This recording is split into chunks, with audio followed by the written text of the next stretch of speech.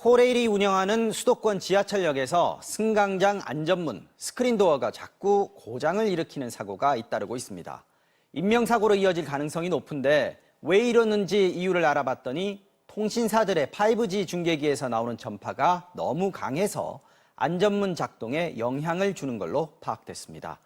코레일은 일단 200곳이 넘는 지하철역에 5G 서비스를 전면 중단하는 것으로 급한 불을 껐지만 안전과 직결된 문제인 만큼 보다 확실한 해법이 나와야 할 것으로 보입니다.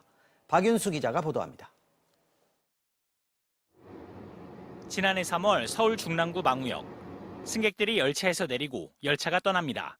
그런데 30초쯤 뒤 승객 한 명이 열차 선로 쪽에서 나오는 모습이 보입니다. 죽을 뻔했네요. 와. 스크린도어, 그러니까 안전문이 열리지 않자 안전문과 열차 틈에서 열차가 지나가길 기다렸다 다른 문으로 탈출한 겁니다.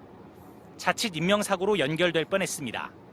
안전문이 왜 안 열렸는지 조사해보니 승강장에 설치된 5G 중계기 안테나가 문제였습니다. 이용객이 늘어나면 전파 출력이 세지면서 저희의 승강장 안전문의 장애물 센서를 무력화시키는 그런 현상이 발생을 했고, 코레일이 관리하는 수도권 역사들은 안전문을 여닫는 장애물 감지 센서가 문 위쪽에 설치돼 있습니다.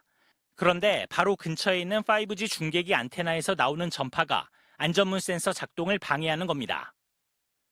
지금 제 뒤로 보이는 게 이동통신사들의 5G 중계기 안테나입니다. 코레일이 관리하는 수도권 지상역 203곳의 승강장에만 이런 안테나가 2,000여 개 이상 설치돼 있습니다.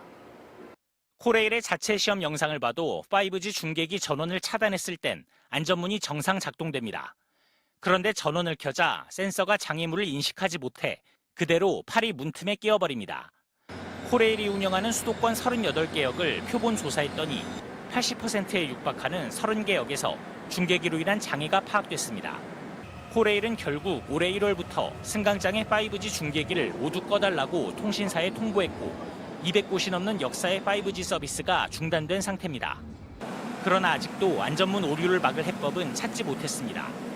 안전사고가 날 수 있다며 중계기 출력을 낮추라는 코레일 요구에 통신사는 5G 서비스 품질을 이유로 난색을 표시하고 있습니다. 완전히 내리면 서비스에 약간의 문제가 있을 수 있고, 그리고 어느 일정 정도 부르면 역사마다 그게 다 틀려서 하나하나 맞추기가 굉장히 어렵거든요. 결국 코레일과 통신사에만 맡길 게 아니라 정부가 나서야 한다는 지적이 나옵니다. 국민의 안전 그리고 생명까지도 연결되는 심각한 문제라고 봅니다. 정부, 특히 과기정통부는 이동통신사와 함께 하루빨리 대책 마련을 해야 할 거라 생각합니다. 과학기술정보통신부는 현재 코레일, 이동통신사와 함께 안전문 오작동 문제 해결 방안을 찾는 중이라며 조속히 대책을 마련하겠다고 밝혔습니다.